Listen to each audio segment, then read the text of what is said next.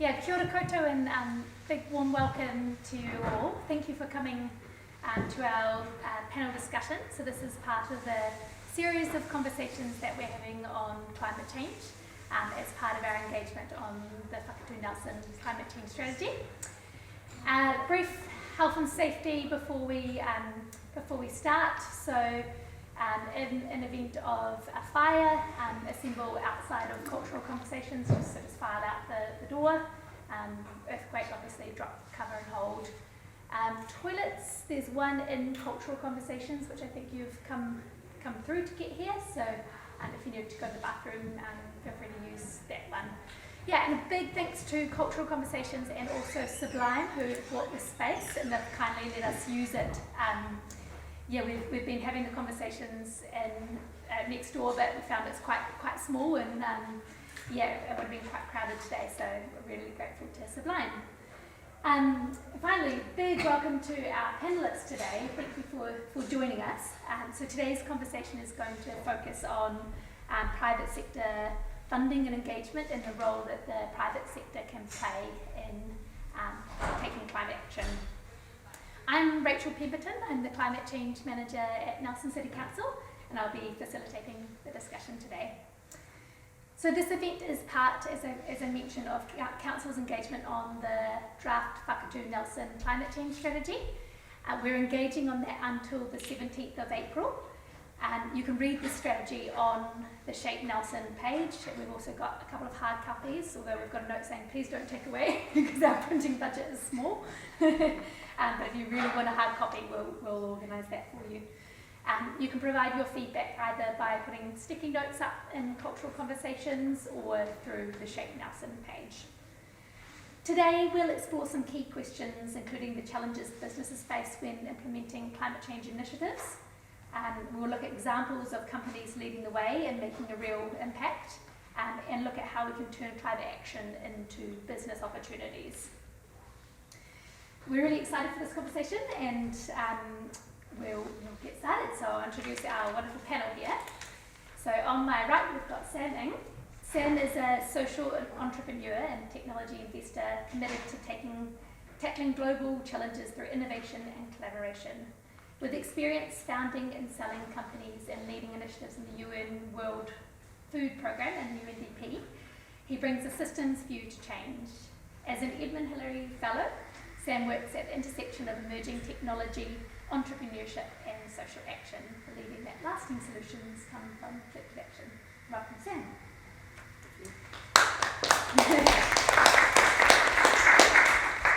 Next we have Ali Boswick. So Ali is the Chief Executive of the Nelson Tasman Chamber of Commerce. She contributed to the Tito Ihu intergenerational strategy and helped to launch Mission Zero, which was formerly called Businesses for Climate Action. Previously, she spent 7 years as Head of International Projects and Business Development at the World of Wearable Arts, and she also served as a councillor and Deputy Mayor in Nelson for a term. Ali is currently the Chair of Nelson Festivals Trust and a member of the Local Femmes Advisory Group. So welcome, Ali. Finally, we have Eric Swale. Eric is the Commercial Development Manager at Hawthorne Institute, where he leads initiatives to commercialise and amplify Hawthorne's scientific impact. His background is in corporate finance and investment, and he's worked on projects ranging from small-scale tech startups to large infrastructure investments. Welcome, Eric. So the way this is going to run is we're going to have a series of questions for the panel, and then I'll try and leave about 10 minutes for questions at the end. So if we don't get all of the questions, I hope that's okay, panellists, just so that we have a chance for you in the audience to ask a question of the panellists here. I'll give you around 2 to 3 minutes to answer each question, and I'll look at the time, so may need to intervene if things are going on a little long. All right, to kick off the discussion with the first question, I'd like to ask you all, what role do you see for the private sector in driving climate action? Yeah, do you want to start? I said on the scene, so I'd go last. That's Hold on.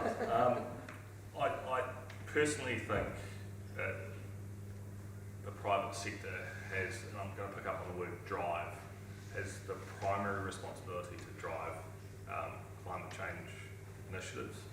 And the reason I say that is if you look at how governments behave and how particularly bureaucrats behave, the incentives are typically that to follow rather than to take leadership.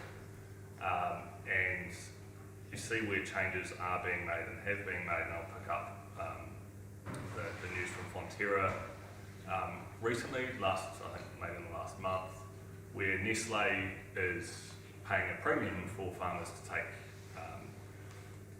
action on methane emissions. Now, how long has the government been trying to introduce methane and farm-based emissions into New Zealand's programs? A really long time and failed. Private company, consumer-driven, demanding change, and I think turning that change from we have to do this, it's a government regulation, into this is an opportunity for us and we will get 10 to 25 cents per kilo of milk solids more, suddenly I think you'll see more change at the farm. So I think that's that key leading role and government will follow. Thanks, Eric. Yeah, and to follow on from that, I think it's absolutely right. Private businesses have got the biggest impacts, often they've got the biggest scale for two reasons. They're often the biggest contributors, so they're the people who will make the most dramatic change. Sorry, the entities that will make the most dramatic change, because by the nature of how they do business, they can affect change more efficiently than individually we all can, as much as we'd like to do what we do. And I do think that the imperative for businesses to change will become increasingly the case. And governments can politicise situations and issues in a way that businesses won't, because they'll see it as having a direct return on investment for them, as in the case of Fonterra, where from a political perspective, often these things can become, as we've seen, a political discussion whereby then that influences the investment decisions that are being made, because they don't have that same imperative to make the change. Sally, Sam. Firstly, thank you for having these conversations. I think it's going to be interesting to see a range of different perspectives. Bit of a, no surprise, but I agree with both of you, being an entrepreneur. And also, I mean, if you can think about the fact that we woke up this morning and how many businesses we've interacted with, businesses that have made the cars that we sit in, the food that we eat, be in the house that we're a part of, the drinks that you're drinking now. I mean, capitalism, for all its good and bad points, is an incredibly effective system where if there's an opportunity or if there's a need. We see lots of people probably in this room as well, I think, being incredible forces, so long as it can be directed. In a unrelated note to what Eric shared, about 15 years ago I was in Cambodia, where I was part of a foreign aid sort of group looking to just essentially reduce poverty in the country. And it was quite telling that even in the time I was there, the garment industry, which was vilified quite often, rightly so, for a lot of really bad practices, turns out, if you look at it objectively, arguably it lifts more people out of poverty. And the well-intended sort of charitable ventures at much smaller scale, that on that, you could argue that sort of business venture, and we can all argue that it doesn't do things particularly well at times, and you could argue perhaps the same for different kind of businesses in modern society, did a lot for the Cambodian people. So I think there's a more nuanced view, and obviously we would like to think businesses have a big impact. Yeah, obviously external kind of costs as well, which we'll get to. But, yeah. Thanks, Sam. Just out of interest, can I have a show of hands in the audience of who works for a company or in the business sector? Cool, so roughly about a third. Yeah, that's interesting. Who works in government organisations or organisations that want to work with the business sector? Cool, okay, that's interesting. Thank you. Okay, our next question is looking at the barriers businesses face when addressing climate change and how we might overcome them. So put that question first to Ali, if that's right. How businesses overcome barriers to action on climate change? I think biggest barrier that probably isn't always a barrier, but it's perceived to be a barrier, is probably cost. I think businesses often will see it potentially a way that then they need to invest in order to make the change, rather than necessarily looking at ways that they can make the change without needing to make significant investment, if that makes sense. But I think cost is often a barrier. Sometimes actually just the conditions they're operating in, whereby they're not necessarily feeling that pull or push from their consumers. So they may not feel an imperative, so they don't, so it's not really a barrier, but it's just something that actually doesn't necessarily encourage change. I think that is also changing. I think the culture of an organisation is really, important to think about in terms of how that organisation actually perceives itself and what it's doing. And again, we're seeing quite a lot of change there, but I think if you look around, a lot of businesses still, if they're really focusing on sustainability as part of their overall strategic imperative, often that role is quite a junior role in the organisation. It's not necessarily sitting at that board level, that senior management level, where those decisions are being made around investment and those things. So you might have somebody who's employed because a business thinks it's the right thing to do, but they're not then necessarily given the right budgets or power or ability to affect change within the organisation. So I think it's not a singular thing, but I think there are often it will come down essentially, I think, to a mindset as much as anything else. And it's really about ensuring that the people who are making the financial decisions and the strategic decisions in the organisation understand the business imperative to do that. I think that's probably as close as I can get to it. Thank you. And Sam? I really want to pick up on the mindset thing, because I think at the end of the day, a lot of people, perhaps not people in this room, but it's a thing you kind of have to do. It's like, okay, right, I've got a virtue signal, I've got to actually do this thing, because otherwise I'll get my hand slapped. It's not necessarily something you want to do, and that probably then flows through to, okay, it's someone back in the corner of that room that has to take care of our carbon offsets and tell a good story, and not necessarily something that people, I think if there is that genuine want, that ability to see the value in that, it would be quite a different conversation. But then all those other much more tactical things, and we'll probably talk about this, the lack of funding, the lack of capacity, the lack of clarity, a lot of that might stem from, at the core, there's not really that desire to treat this seriously. Thank you. Just for the sake of getting through more questions, I won't ask every question of all of you. I'll direct. Sorry, can I just say one more thing? Yes. I thought of just in terms of barriers. Sorry, I do think there's a bit of complexity about where you begin as well. So actually how you start, and I think some of the ways that we measure what people are currently doing, and some of that's an expensive exercise for some businesses. So actually just measuring your carbon emissions. Where do you start? What does that look like? I think so there is a bit of a confusion for some businesses about where to start. Sorry, if you have something. Oh no, I'll go back next one.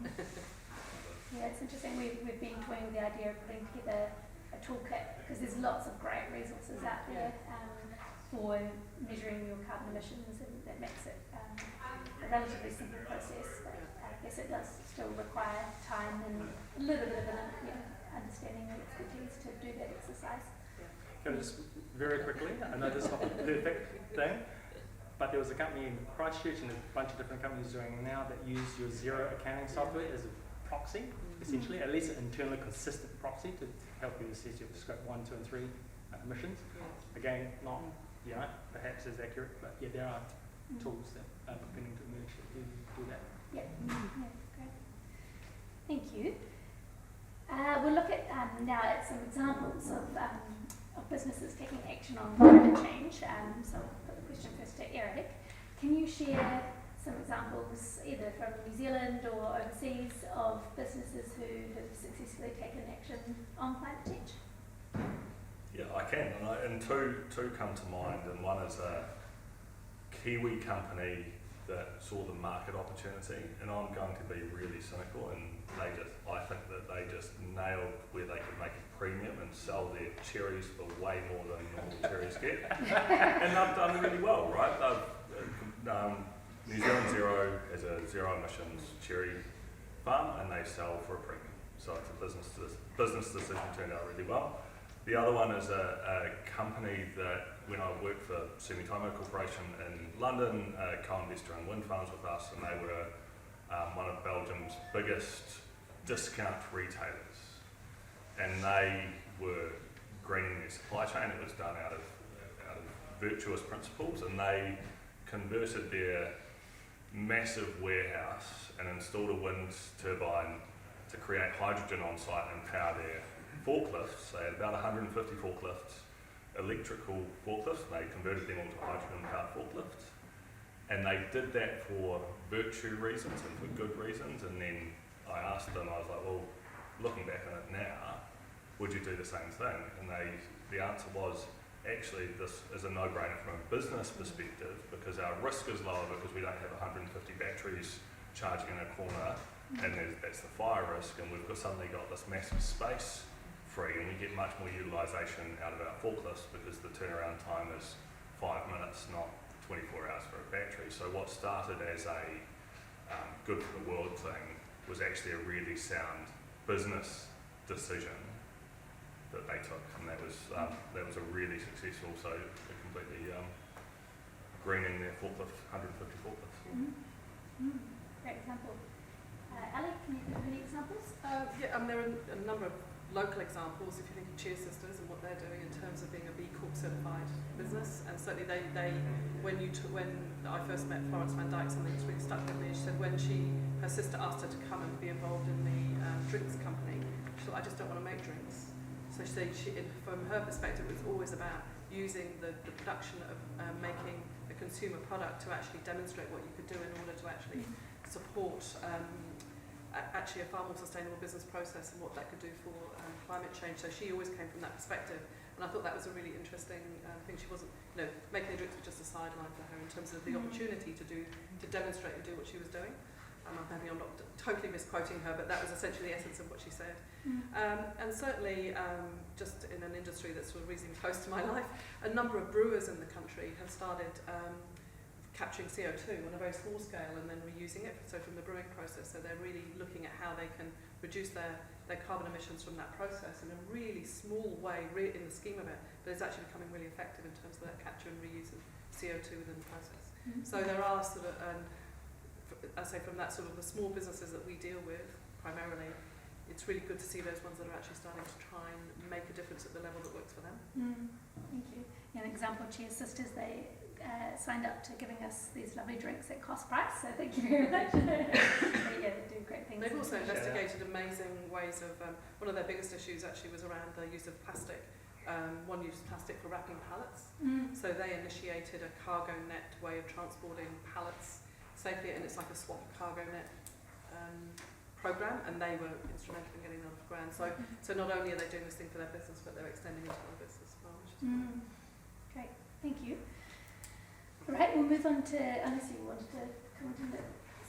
I'll just give another shout out to Cheer Sisters. Is Troy here? No. They're also looking at ways in which they can reduce the use of these. Yeah. It also is to have glass bottles, so I've got a bunch of teenagers who are kind of helping them solving this problem now. Yeah, they've now got the cans. They have, Yeah, the kegs, and like how can you use the kegs, you swap that out in the supermarkets. Yeah, That's good. it's great. Okay, next question is, how can companies be encouraged to view climate action as a business opportunity rather than a cost?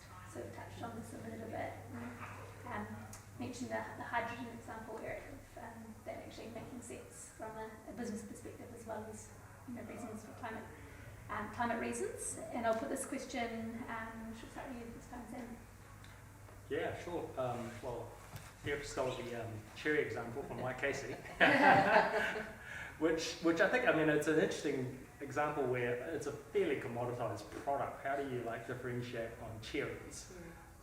But to be able to tell a story about it, and I think there are some kind of actual numbers because you save something in the order of 60 grand a year on energy costs relative to, so it's purely even from a cost perspective, which is often something as a business you can control, versus this idea of perhaps differentiation, which is harder in the longer term as well. But there are, on the flip side of that, I'm invested in a bunch of different companies in New Zealand that are just doing amazing things. So there's a bit of I guess it's a mentality around how if within existing business models you can improve something by 5 or 10%, maybe get really good. But you're up against a lot of competition because a lot of people are doing exactly the same thing, growing cherries, and all the optimization around that has largely been done. So you're going for that last 2 or 3% in terms of incremental improvement, pretty hard. But if you were to change that entirely and look for different ways of doing things, then you've got less competition essentially too. So if you were to wear that lens and actually want to do something a bit different in terms of what you're doing, and one example is another company that's come to Nelson recently is Mevo, and this idea, you know, we've always done this. We just make better and better cars, but the cars 95% of the time sit idle in the driveways, on the parking lot, like it makes no sense. So everyone's innovating on making a slightly better car, but if you were to shift that focus and think about, well, what are people not doing? Well, they're not sharing cars, but maybe we could do that, and maybe we could, you know, move into this future. It's happening sooner than perhaps we think. Not only are we perhaps sharing cars, we might end up having cars, you know, drive themselves and all the rest of it. So yeah, I think simply having that mindset to think a bit differently, to take a bit of courage to do some really practical things, so around the toolkit and actions to control costs, and that road I would like to think is fairly well paved already. But to take a little bit of courage and actually just reframe problems that need to be solved and how you might do that differently. Great, That'd thank be cool. you. Eric, any thoughts on how businesses can view climate action as an opportunity? I'm going to go back to the first question that I didn't get to answer, and what the biggest barrier is in my view, and it goes to how you view it as an opportunity, and I think it starts by reframing the challenge. I think I think I'm relatively smart. I understand concepts and the idea of a kilo of CO2 or limiting global warming to 1.5 degrees is still so incomprehensible. I can't conceptualise, I can't work out what that actually means for me as an individual and what I can do. And so I think there's a starting point for people who are in sustainability roles and driving initiatives inside organisations to reframe it. Because any investment decision is going to have to go through the CFO, the CEO, the directors, and to expect them to all understand and all be on the same wavelength about carbon emissions or climate adaptation is going to be really hard. It's probably a step too far. So reframing it and using the language into something about risks and opportunities and saying, look, there is this risk around, and interestingly, the Mevo example, Sumitomo is one of the largest car leasing companies in the world. We actually invested into the platform Viewlog that drives Mevo. It's the base software as a service model that Mevo use. And the reason we did that was because someone framed it as an opportunity to prevent disruption in our car leasing business as people drop down the number of cars they go into. That traditional leasing business is going to go out as autonomous vehicles come in. So this was a risk mitigation strategy, and framing it as that instead of the climate play meant that those internal stakeholders, those CFOs, the people who are just looking at the numbers and what is my return on investment, find it much easier to digest. So I think that's a key bit, is a reframing of the problem. Yeah. Thank you. And Ellie? Yeah, and I would totally agree with that, and I think it comes from that perspective. Also, I think businesses will be encouraged to make the change when they start to engage with, say, lending institutions who actually make it an imperative for them to think about this in a different way.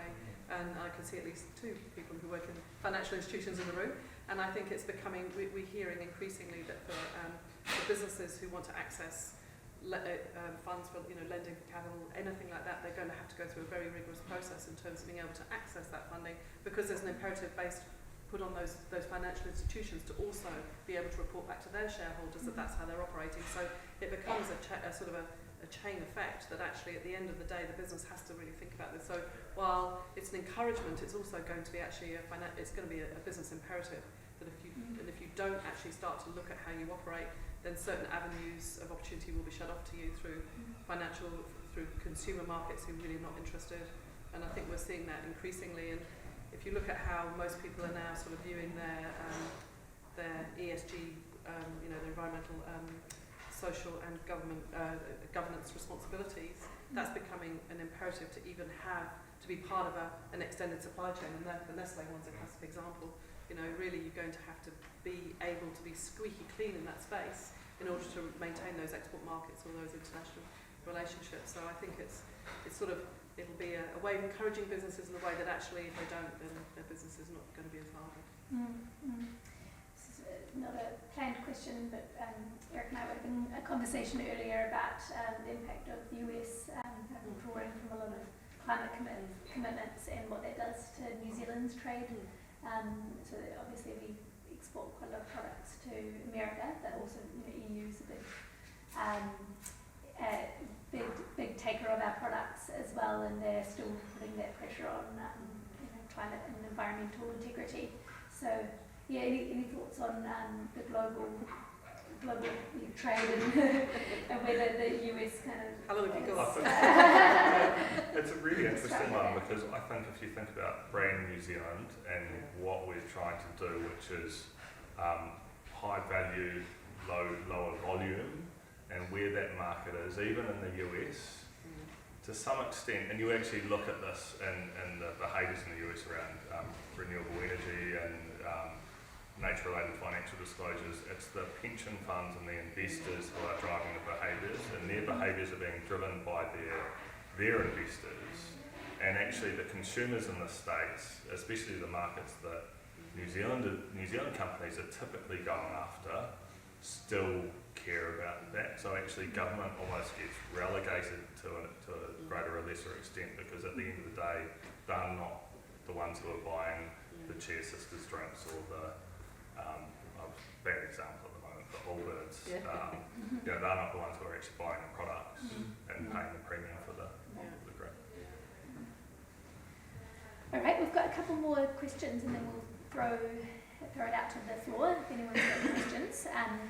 So what advice would you give to companies? Sorry, can you hear the noise? Or no, sorry, there's the background noise. There might be an electrician kind of tinkering away as well. So, what advice would you give to companies just starting out on their climate finance journey to help them unlock funding and drive real change?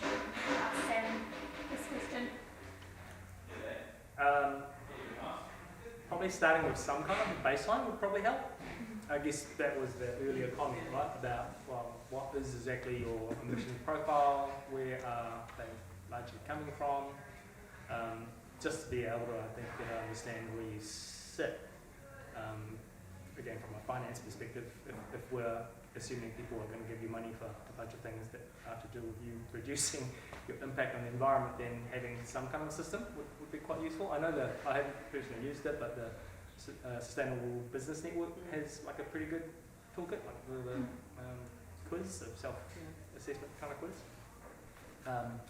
Probably doing this in community would help. And I googled a bunch of different, you guys would probably have a better idea of the different things available, from the Green Investment Fund to there's like some kind of accelerator fund possibly to maybe the Waste Mineralisation Fund locally or not.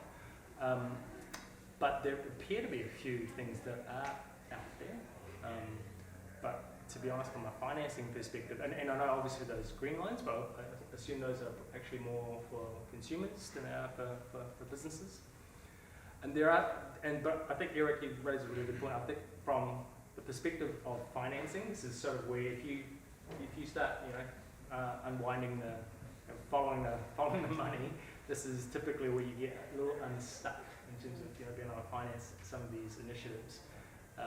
But for instance, I know that with Rewiring Aotearoa and this kind of electric cherry thing, even finding ways in which we can consolidate a lot of that financing, so through wholesale financiers to be able to support, in this case I know it's a consumer example rather than businesses, who will provide wholesale financing to homes to then electrify their hot water, or to electrify an appliance when it's about to go down, and add it to your rates bill. Something super convenient like that. I mean, it would be great if there was something like that available for small businesses too. Maybe you guys know. No? Okay. Okay, final question before we go to the floor. So how can collaboration between businesses, governments and community organisations accelerate the implementation of large-scale climate projects? So we're particularly interested in that as part of the climate change strategy, where we've got a climate action plan which is attached to the document, and we're looking for more initiatives, more climate projects to add to it, and also looking at what more council can do. And that might mean partnering with the private sector to carry out further projects. So, yeah, maybe I'll direct the question to Eric first, and then Sam and Ellie, if you have any thoughts. Your thoughts on collaboration between businesses, private, public sector. It actually ties into the answer to what would have been my answer to the previous question, which is what should businesses do, is copy other people. Yeah. Like, there's nothing wrong, this isn't a competitive space, so if someone else has done it, why reinvent the wheel? Why have that extra cost to discover something that someone else has done? So that's where collaboration makes a huge difference.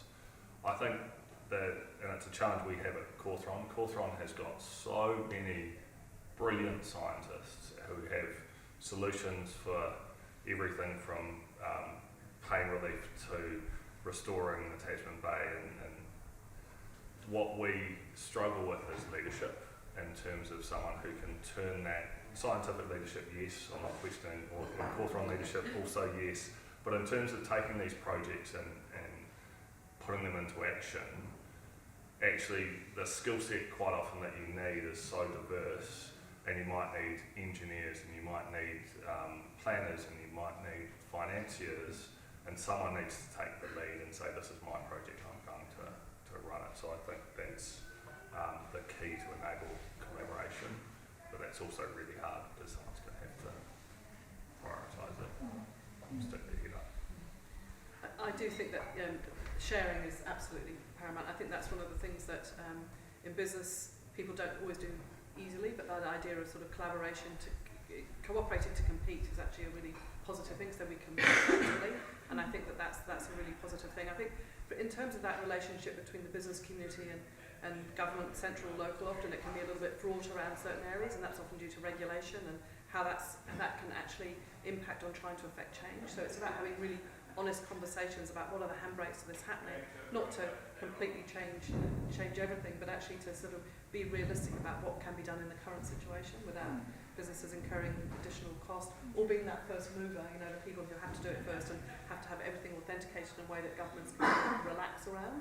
Because actually, if we see things happening overseas and they're working brilliantly, why not just bring that here and accept the fact that it is working brilliantly, without having some individual companies having to go through a whole regime of interrogation around something that is already a proven technology. And sometimes we do see that in certain areas, particularly in sort of building and construction, that's an area that can be quite an issue if products haven't been used here before, and then suddenly you have to go through a whole sort of engineering review in order to be able to use something or a particular technique that's actually perfectly valid. So I think it's about actually having those sorts of conversations and trying to get into each other's worlds a little bit to actually really understand the relationship. I think the main thing is really just get started on it.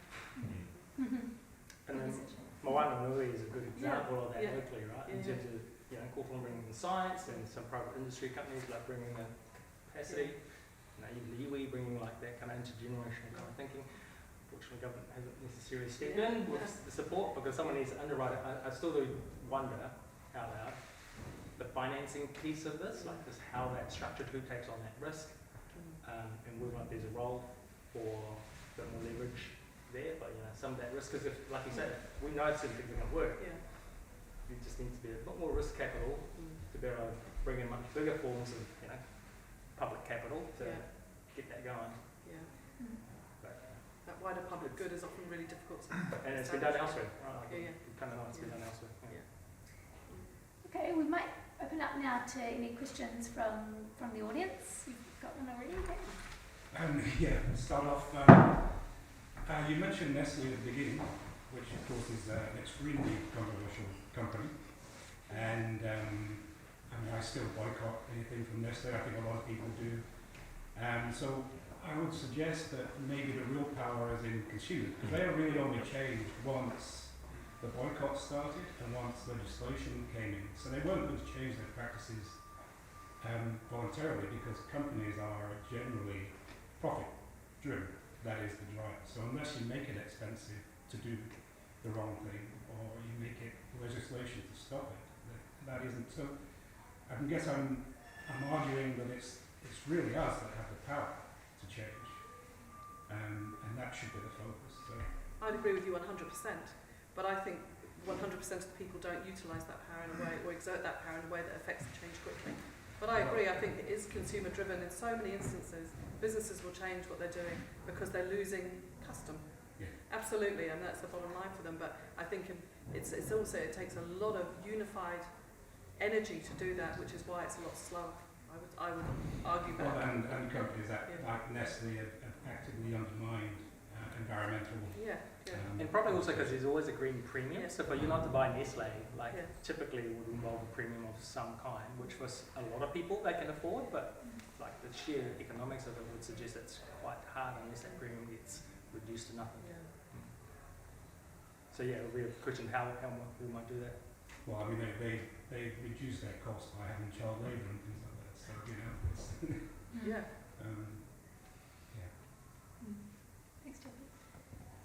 I'd love to follow on with that actually, and there's been a fair bit of mention about project financing and reframing in terms that people like the CFO and CEO can sell to their board to get a project off the ground, but I suppose the green premium is the other part of this. There's no cost to emitting CO2 or to causing those climate impacts.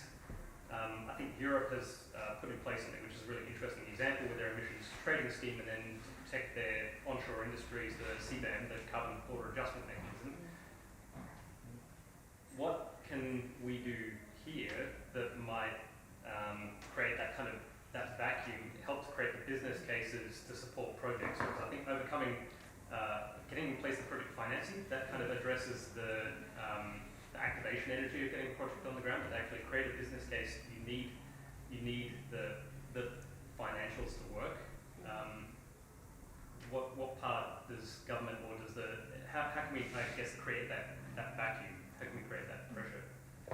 What frustrates me actually is I think in so many cases, the business case is already there.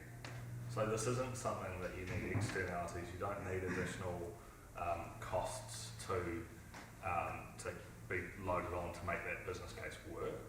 And the case with that hydrogen forklift example is a really good one, because actually the numbers stacked up, independent of any climate costs.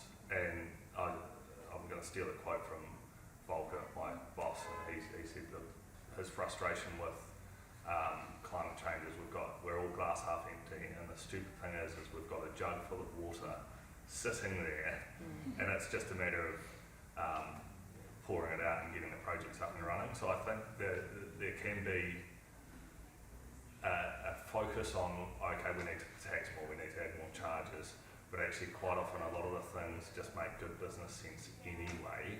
It's just giving people the capacity and the bandwidth and the skill set to actually turn those into away from this is a climate project to this is just a good business project. I agree. I think a lot of businesses already, they want to do the right thing, and this is a smaller business, this isn't necessarily the Nestle's of this world, but the businesses we deal with locally, they absolutely do want to do the right thing, and it does come down to efficiency in business. And once you start actually looking at efficiency and thinking about it in that way from a business perspective, which is how they're probably going to view it, then you'll start to see these things improving. I do think if we start to just tax people, to be honest, that will just end up back on the consumer, and that's just the way, because businesses by their very nature, they're pragmatic entities, they have to find ways to stay alive. So I think that actually if we view it as that efficiency space in the business case, it is actually probably already sitting there. But it is about people understanding that and having time in the day and the tools available to actually start to make those decisions. Thank you. Any other? I have an issue which needs discussing, and that's the level of competence of the so-called leaders who got MBA, economics, accounting, finance, but are they, I question whether they're able to grapple with these new issues. I know I was onto it, economics, and economists do not understand energy, and nothing happens on this earth without an energy process. And so their economic ideology misses out energy. You go to any economics textbook and look at factors of production. Energy is not there. I tested economics textbooks, and energy doesn't appear in the index. And yet it's the most important thing. And this climate crisis is all about energy. And do the MBAs taking charge, the accountants, etc., understand that energy is the issue? I just imagine going back to one, not necessarily making about energy, but making it more about the emotional kind of reason for acting. Because I think But- to a certain extent we all have a very rational kind of approach to this, especially economists. And I know of several very well-regarded venture capitalists who did not really take this seriously until they started having decent conversations with their own children Yes. and their And- grandchildren. And there's an emotional kind of lever there that's probably underutilized. But in the past, our education of, for instance, MBAs are not yet to be up to date with us. I've taught some of these people at the New Zealand Institute of Management, and my level was very simple on management economics from a mathematical point of view, called operations research. But they should know that sort of thing if they're going to be leaders. It's an interesting one though, because you can, I would argue you need to do two things. You need to educate and change, but while that's happening, if you want to actually do something, you need to reframe it into language that they do understand. So it's probably an and. So do the education component, and I'll be honest, I'm probably fit into the category that you've just described. Do the people Just that cut are successful in this area really come from an MBA background or from a technology background? I think, those people, scientists and engineers, are the ones leading the way with the good ideas. I might just Right. hold that there. Thank you for your questions and your comments. We're at 1 o'clock. I'll take one more question. I know a lot of you have questions, so sorry we haven't been able to get to everyone. I know there's two of you. Paper, scissors, and rock between Adam and.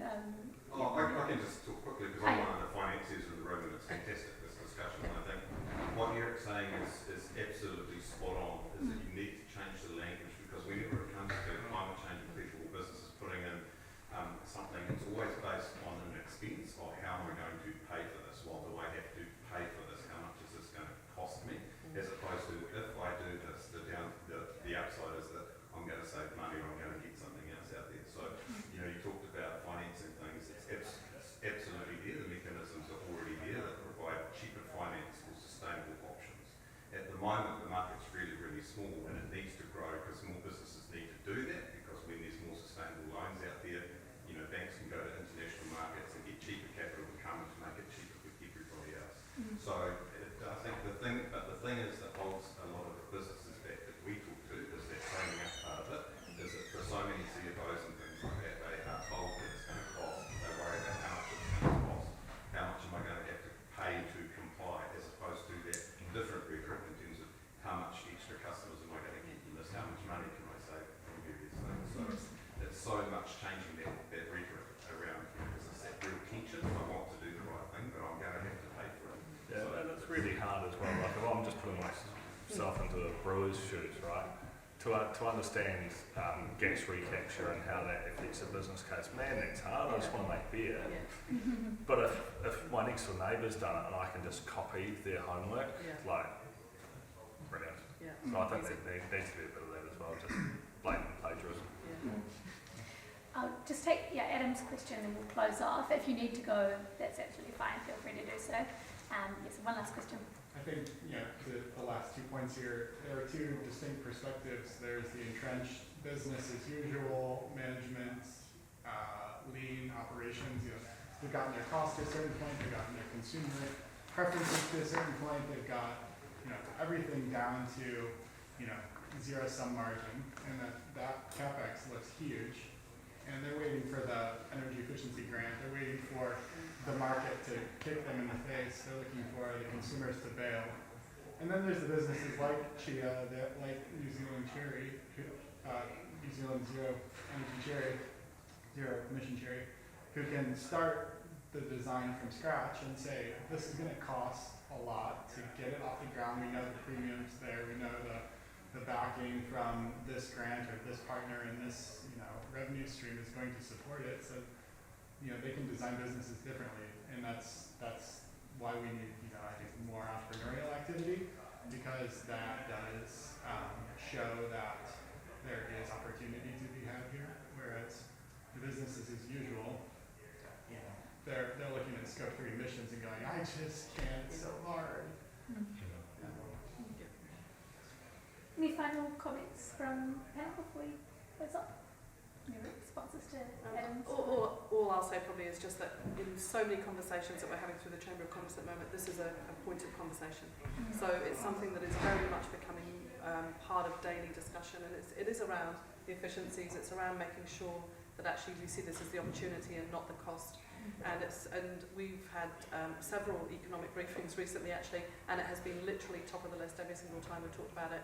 And the cost of energy, interestingly, has been absolutely top of the list. So I think that there is, it's just, I guess from a positive perspective, that's what I'll say, is it's definitely a conversation that is very much alive and well at the moment. People really trying to find a way through. And the less we feel powerless about things, to the analogy about the glass half empty, and the less we have that conversation, the more we just focus on what's possible, even in this region.